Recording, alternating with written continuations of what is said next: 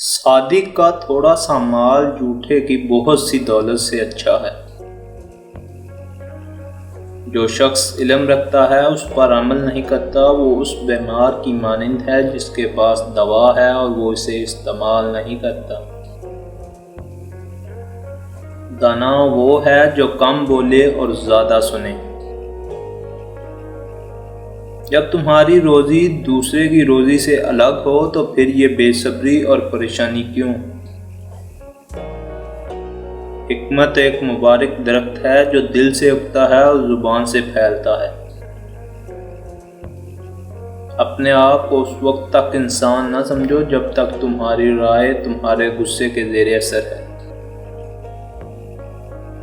اپنی ضرورتوں کو محدود کر لینا بھی بڑی دولت مندی ہے۔